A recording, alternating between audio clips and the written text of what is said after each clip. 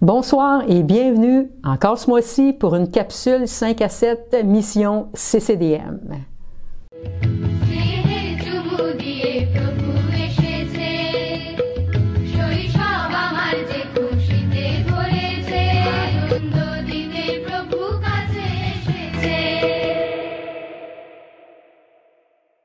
Aujourd'hui, nous avons des nouvelles encourageantes à vous présenter. Dans ce court vidéo, écoutez des histoires de chrétiens locaux derrière des mouvements implantation d'églises les plus rapides et les plus importantes du Laos. My people, the So people, lived in darkness for many centuries. Dark spirits of the land were very powerful, especially at night. I saw hundreds of villages spread out across the landscape. Then a man entered into one home in one village. From that village, many people spread out to other villages. Jesus told many stories. My favorite story is about the farmer and the seed. I think the farmer woke up every morning with a song in his heart. He sang on his way out to the fields and sang while he planted the seed. Go and make disciples of all people that multiplied.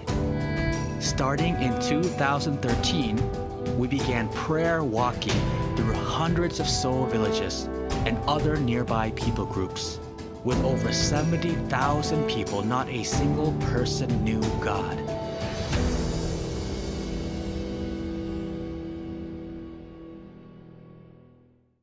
Aujourd'hui, nous avons un rapport du pasteur Mark Das du Bangladesh.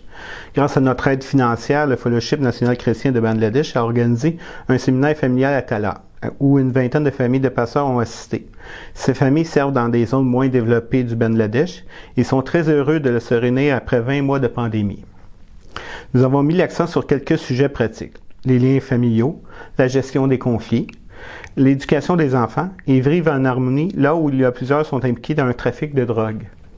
Chaque famille de pasteurs ont reçu un sac d'école, 2 livres, la famille chrétienne et 101 histoires bibliques et des articles d'hygiène en cadeau.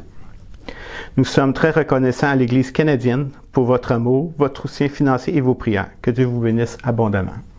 Nous avons un autre rapport d'Yvette Isaac, qui est une sœur égyptienne américaine qui œuvre en Irak, en Syrie, au Liban et en Égypte.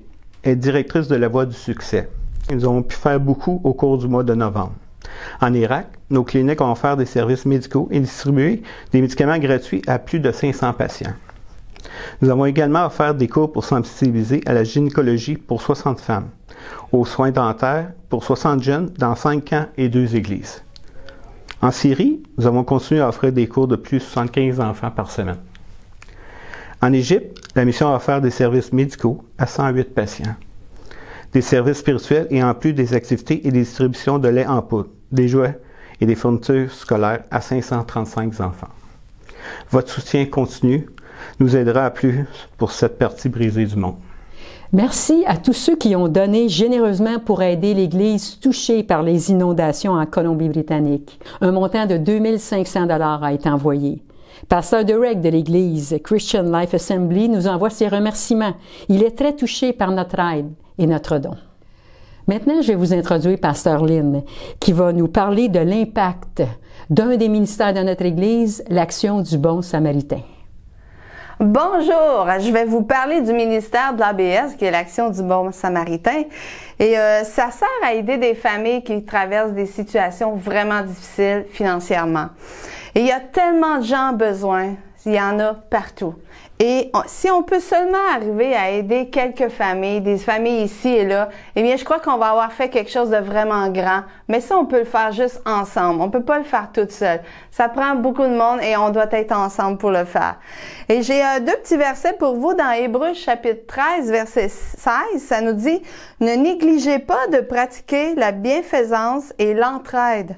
Voilà les sacrifices auxquels Dieu prend plaisir. » Qu'est-ce que c'est un sacrifice? Ben, c'est quelque chose qui nous coûte de quoi? Et ça dit que ça fait plaisir. Dieu prend plaisir à cela. Un autre passage que j'ai trouvé vraiment merveilleux, c'est dans Proverbes, chapitre 11, verset 25, qui dit « Qui répand la bénédiction connaîtra l'abondance. Qui donne à boire aux autres sera lui-même désaltéré. Wow, quelle merveilleuse promesse. Dieu nous promet que si on donne, ça va nous être remis en retour. Et je vais vous donner juste peut-être un petit exemple d'une famille qu'on a aidée. C'est une jeune famille qui ont traversé des situations vraiment dramatiques, pas juste difficiles, mais dramatiques. Et pour cette famille, habituellement, on donne des kits de nourriture, des boîtes de nourriture. Mais pour eux, on leur a acheté des repas déjà préparés parce qu'ils vivaient vraiment quelque chose de dramatique. Et quand je suis allée acheter ces repas-là, eh bien, lorsque je les ai achetés, la madame a dit « Wow! » Elle dit « Tu t'en achètes beaucoup? » J'ai dit « Non, non. » J'ai dit puis là, j'ai expliqué la situation. Elle dit « Wow! » Et là, je lui ai dit qu'on venait du CCDM et puis qu'on voulait aider des gens qui étaient en besoin, qui vivaient des choses difficiles. Elle dit « Wow! C'est vraiment beau ce que vous faites. » Et puis quand j'ai eu choisi tous les repas qu'on voulait leur apporter, eh bien, elle dit, ça me touche vraiment. Elle dit, moi, là, elle dit, je veux participer avec vous autres. Elle dit, je veux même en donner moi aussi. Et puis, elle nous a rajouté quelques repas en plus pour cette famille. Et en plus d'aider des gens, eh bien, ça donne un témoignage et ça encourage même d'autres gens à donner. C'est vraiment merveilleux. Et aussi, on est en train de préparer des paniers de Noël ces temps-ci et j'ai tellement hâte à cette journée-là. Et les personnes qui courent un peu partout dans les épiceries pour aller acheter des denrées pour ces gens-là, ces familles-là, eh bien, ils remplissent leur voiture de plein de spéciaux. Et puis là, ils ont rencontré une madame dans le stationnement et la madame a dit, « Wow! » Elle dit, « Vous n'achetez donc bien que vous allez tout manger ça? » Et puis elle a dit, « Non, non. » Elle dit, et puis là, elle a commencé à raconter qu'est-ce qu'on faisait. On faisait des paniers pour des familles, différentes familles en besoin. Et puis elle dit, « Wow! C'est bien beau ce que vous faites. » Et puis en plus d'aider des gens, comme je disais, eh bien, on est un témoignage. Et les gens disent, « Wow! Vous avez donc bien de l'amour. » Et ça, c'est merveilleux. Mais on a besoin de vous. On a besoin de denrées, on a besoin de dons pour continuer, puis même encore s'élargir pour aider encore plus de familles. Mais on a besoin de vous. Et je crois qu'ensemble, on peut faire la différence et continuer à nous aider afin qu'on puisse faire davantage dans notre ville. Pour faire suite, nous allons vous présenter une entrevue avec Jessinia, la coordonnatrice de l'AFCC. Elle a un message intéressant sur l'Évangile et les Québécois. Bonjour, Jessinia. Bonjour, Joanne.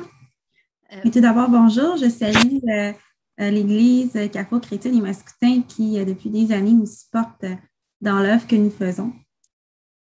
Personnellement, pendant longtemps, j'ai cru que les gens ne croyaient pas en Dieu, qui ne s'intéressaient pas aux choses spirituelles, encore moins à la foi chrétienne. Et en étant sur le terrain, j'ai réalisé que c'était vraiment faux. Ils ont soif d'intégrité et de témoignage aussi. Donc, je crois que si chaque chrétien donne son témoignage personnel, vit une vie intègre et présente Dieu clairement, la soif de justice, cette soif de vérité et d'amour sera rencontrée. Wow.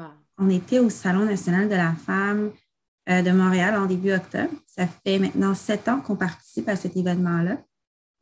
Et les gens étaient très réceptifs, mais ils l'ont toujours été.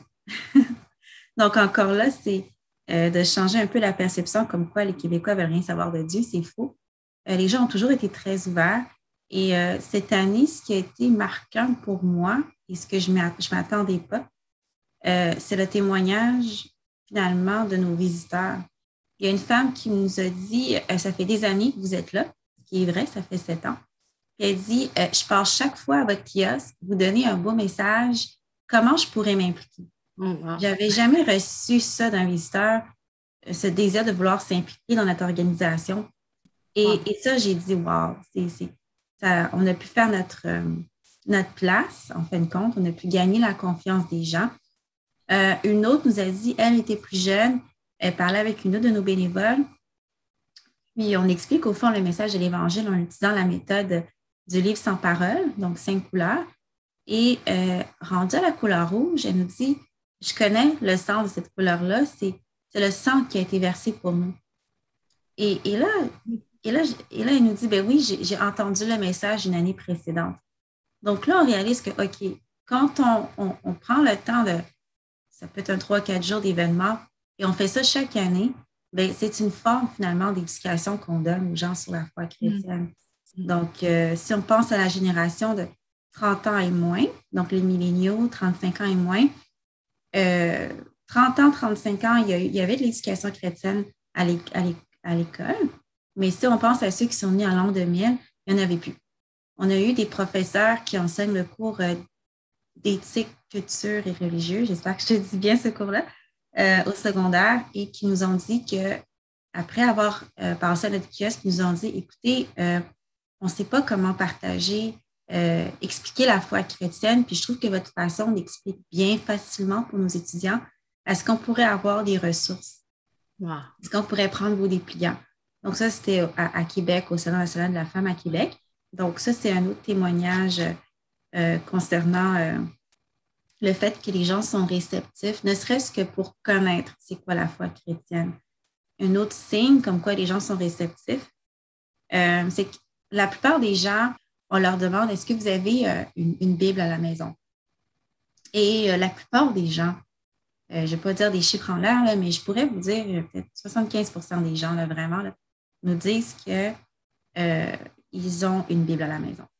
Donc, la Bible, ce n'est pas un livre qui est inconnu, là, et ils nous disent simplement qu'ils ne la lisent pas. Donc, ce qu'on leur dit, c'est on vous encourage à la lire, simplement.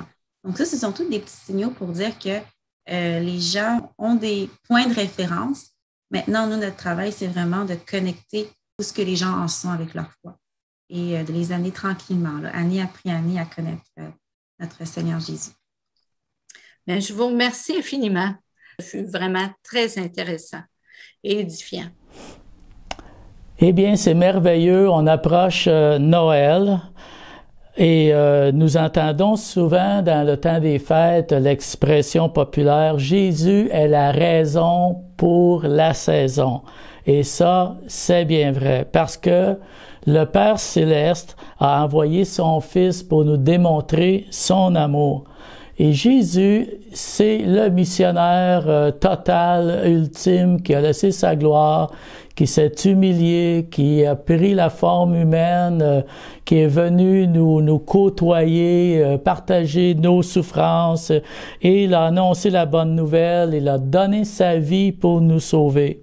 Jésus est venu accomplir sa mission pour ton salut et mon salut et pour le salut de l'humanité. Alors, continuons donc ensemble la mission que le Seigneur nous a confiée, localement ou outre-mer, car Noël est véritablement une histoire missionnaire. Et cette histoire continue à travers vous, par la prière et le soutien, et ceux qui vont courageusement, par la foi, annoncer la bonne nouvelle jusqu'aux extrémités de la terre. En conclusion pour cette capsule, la dernière de 2021 de 5 à 7 missions CCDM, le comité, et il nous manque une personne aujourd'hui, on se réunit ensemble, on s'unit ensemble pour vous dire merci de l'attention que vous avez portée à nos capsules et merci des dons que vous faites généreusement pour soutenir nos missionnaires. Et on désire vous dire qu'en janvier, on prend congé, on prend un petit congé pour janvier, mais on se revoit le 2e mardi du mois de février 2022. Alors, le comité, ensemble, on vous souhaite de très joyeuses fêtes et on se retrouve en 2022. Joyeux Noël, tout le monde! Joyeux Noël!